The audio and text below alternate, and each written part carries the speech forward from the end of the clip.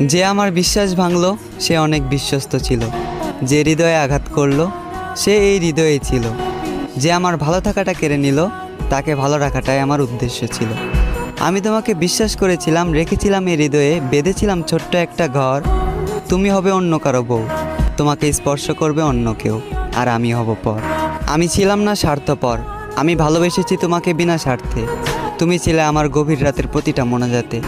আমি প্রতিশোধ নেব না, কারণ তুমি আমার শত্রু ছিলে না।